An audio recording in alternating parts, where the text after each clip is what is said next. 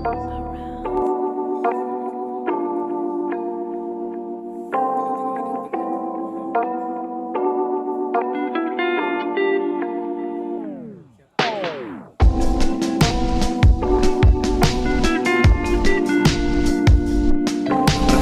persoalan yang terjadi di Kabupaten Garut, saya punya sudut pandang tentunya akan berbeda dengan pandangan-pandangan yang lain.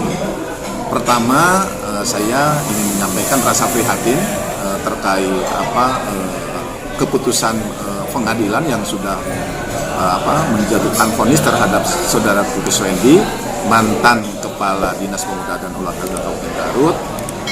Saya ingin sedikit, kalau Pak Kuswendi dalam kapasitas dia sebagai Kepala Dinas Pemuda dan Olahraga, tentunya ini adalah menjalankan sebuah kebijakan, dan kebijakan itu tidak dibuat sendiri oleh Kepala Dinas. Tentu ini ada serangkaian pembahasan, tahapan, tidak ujuk-ujuk barangkali. Dan saya yakin ini melibatkan banyak dinas instansi terkait.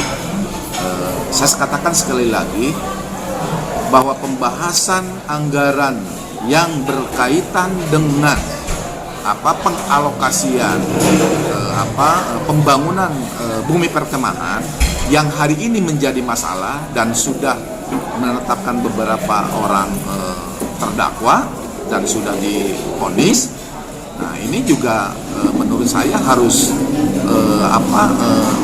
diberikan rasa keadilan terhadap saudara Kuswendi, karena proses pembahasan anggaran itu tidak bisa sepihak. Ada barangkali pembahasan itu diawali dengan hasil musrembang, hasil perencanaan. Dalam hal ini mungkin Bapeda juga memiliki peran penting, karena sebagai dapur pembangunan di tingkat Kabupaten Garut adalah Bapeda. Yang kedua berkaitan dengan penganggaran. Nah, itu juga mungkin melibatkan beberapa instansi terkait. Penganggaran, penyusunan rancangan untuk pembangunan bumi perkemahan itu tidak bisa sepihak, tidak bisa sebelah, tidak bisa saja eksekutif, tetapi ini ada peran daripada legislatif. Karena hak budget itu ada di legislatif, hak regulasi itu ada di legislatif, dan fungsi pengawasan pun ada di legislatif. Oleh karena itu barangkali kalau hari ini misalkan saudara Kuswendi sudah diputus bersalah dan mendekam di penjara, ya saya rasa aparat penegak hukum juga harus mencerminkan rasa keadilan terhadap saudara Kuswendi. Apakah penyusunan program pembebasan lahan ataupun pembangunan bumi perkemahan ini secara regulasi memang didesain, direncanakan oleh sepihak eksekutif? Kan tidak. Maka di situ ada peran legislatif, ada persetujuan. Sebelum masuk lebih jauh kepada teman-teman di DPRD, tentunya ini tahapan-tahapan awal berkaitan dengan prasyarat. Ini adalah kewajiban daripada dinas instansi terkait. Contoh, tadi dikatakan ini tidak memiliki AMDAL. Mestinya, kalau memang dinas Dispora belum memiliki AMDAL terkait pembangunan bumi perkemahan, nah maka ini legislatif harus melakukan fungsi daripada pengawasan. Apakah perencanaan pemerintah daerah Kabupaten Garut berkaitan dengan pembangunan bumi perkemahan ini sudah memenuhi prasyarat, sudah memenuhi unsur kelayakan atau belum? Kalau belum, ya mestinya jangan lantas ini dibahas sampai diputuskan keluar mata anggaran. Itu menurut saya. Kalau memang ini sudah memenuhi prasyarat, ya menurut saya kenapa timbul masalah? Kalau memang sudah memenuhi syarat, menurut saya kajiannya sudah jelas, persyaratnya sudah jelas, dan ini terkomunikasi, ada kesepakatan antara eksekutif dengan legislatif, mestinya Pak Kuswendi tidak jadi korban. Ini ada persoalan yang menyangkut rasa keadilan daripada saudara Kuswendi, itu menurut saya. Jadi Anda setuju Pak Kuswendi itu menjadi korban gitu? Ya, saya kalau melihat kondisi putusannya hanya menyangkut beberapa orang yang dalam tanda kutip dia hanya sebagai pelaksana daripada kebijakan itu, yang menurut saya ini harus dipertimbangkan untuk mencerminkan rasa keadilan terhadap saudara-saudara di Indonesia. Saya sekali lagi tegaskan bahwa pembahasan itu tidak bisa berdiri sendiri, harus ada kesepakatan dengan legislatif. Baik menyangkut masalah anggaran, baik menyangkut masalah kebijakan dan lain sebagainya. Kebijakan dalam artian apakah bumi perkemahan yang sekarang menjadi masalah itu lahannya udah clear, tidak menyangkut institusi yang lain, ataukah itu lahan masuk di zona merah atau zona aman, itu juga harus clear kan gitu. Kalau tidak salah, bumi perkemahan itu kan dekat dengan Gunung Guntur, yang sudah tahu masyarakat bahwa Gunung Guntur ini adalah gunung yang aktif kan gitu kira-kira. Maka menurut saya ada kelalaian dalam melakukan sebuah kajian. Jadi ini yang patut saya pertanyakan adalah kajian awal. Jadi sebelum masuk ke anggaran, sebelum masuk kepada kebijakan dan lain sebagainya, ini berkaitan dengan kelayakan tempat itu tersebut. Karena yang saya secara kasat mata melihat ini ada di zona merah. Berapa kilo dari Gunung Guntur ke sana kan gitu kira-kira. Apakah memang ini masuk zona aman? Tidak. Harusnya pemerintah daerah dalam ini dengan teman-teman di DPR mempertimbangkan, mengkaji ulang kan gitu. Bagaimana suatu saat misalkan ini terjadi bencana, sudah tidak terbayang Pak.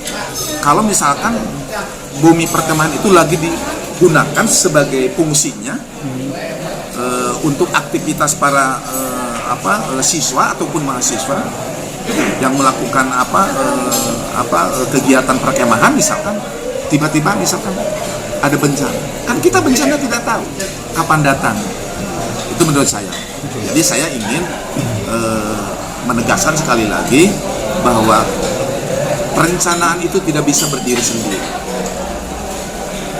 Ada teman-teman di eksekutif sebagai eksekusi, sebagai pelaksana, ada teman-teman di legislatif yang memiliki 3 fungsi tadi.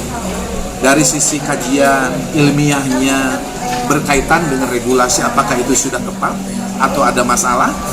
Nah, ini berangkatnya dari sini dulu, dari regulasi awal. Nah, sudah dari regulasi awal baru masuk ke penganggaran. Artinya ketika dianggarkan berarti secara regulasi tidak ada masalah. Masuk ke anggaran, dibuat sedemikian rupa rancangannya, berapa kebutuhan biayanya. Nah, setelah itu disepakati oleh teman-teman di DPR.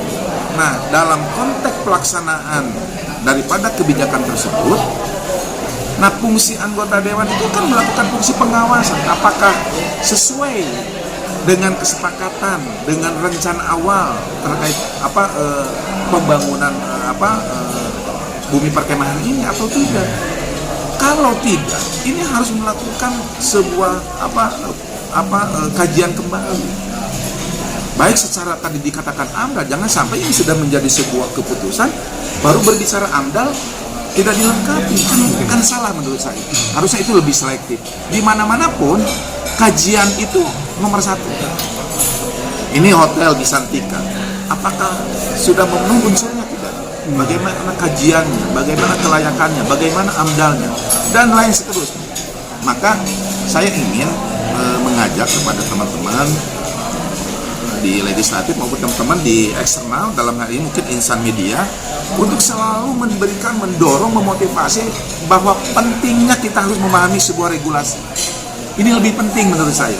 Kalau kita tidak memahami sebuah regulasi, bagaimana mungkin persoalan ini akan berhenti di persoalan bumi perkemahan? Kan besok tidak menutup kemungkinan ada beberapa kebijakan yang tidak tepat secara aturan, yang tidak tepat secara regulasi. Ini akan menimbulkan persoalan-persoalan baru menurut saya. Maka mohon maaf, saya dalam hal ini perlu adanya pengkualitasan kemampuan kita untuk menambah sebuah wawasan. saya contohkan misalkan, oh ya kita lemah di fungsi regulasi, kan ada di teman-teman DPRD juga kan setiap sekian tahun sekali ada apa binte. Coba ini diarahkan ke hal yang lebih produktif menurut saya.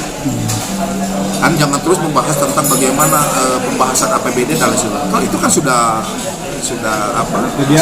Sudah biasa lah itu. Ada hal yang lebih penting bagaimana mengkualitaskan kemampuan daripada wawasan-wawasan untuk mengkaji berbagai aturan. Itu lebih penting menurut saya. Karena tidak serta-merta kita langsung membahas anggaran kalau regulasinya kita tidak paham. Jangan lagi ada kuswendi yang berikutnya. Harusnya ini menjadi sebuah pembelajaran. Peristiwa Pak Kuswendi ini menjadi pembelajaran untuk seluruh pejabat aparatur sipil negara di Kabupaten Garut. Pak Bupati selaku bupatinya, Pak Sekda selaku pembina kepegawaiannya juga harus memiliki peran penting di sini. Bagaimana Pak Bupati kalau saya tangkap di beberapa media selalu mengingatkan, hati-hati jangan melakukan kesalahan, hati-hati jangan melakukan korupsi. Nah, maksud saya jangan setelah terjadi baru bercerita seperti itu.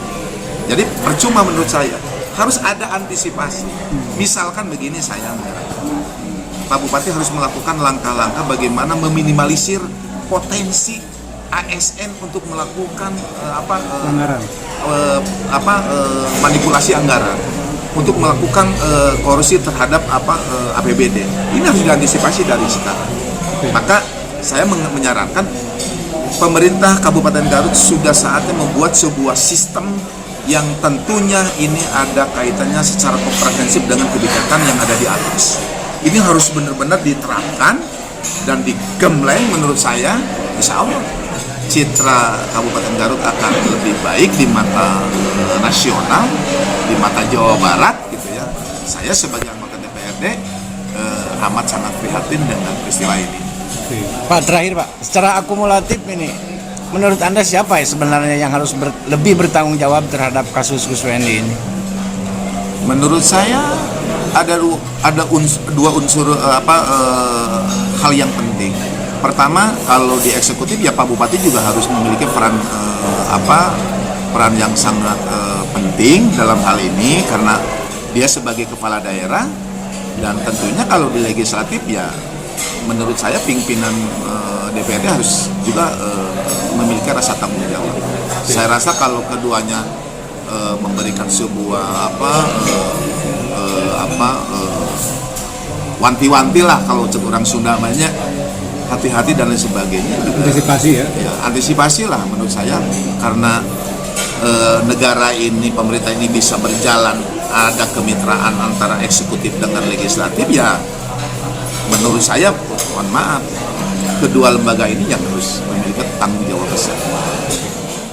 Saya ingin menyampaikan apresiasi terhadap kinerja daripada para penegak hukum, dari mulai jajaran kepolisian, kejaksaan negeri sampai di kejaksaan tinggi yang sudah profesional melaksanakan fungsinya, sehingga tidak pandang bulu di mata hukum siapapun itu, ketika salah ya hukum harus ditegakkan seadil-adilnya. Ya ini menurut pandangan saya keputusan menjatuhkan hukuman terhadap Kuswendi, sekalipun dengan berat hati saya ingin menyampaikan, jalani apa yang sudah menjadi keputusan daripada hukum itu sendiri. Dan mudah-mudahan ini menjadi introspeksi diri bagi kita semua, termasuk diri saya, sampai kita terjebak dalam sebuah kebijakan yang itu juga akan menjerat diri kita sendiri.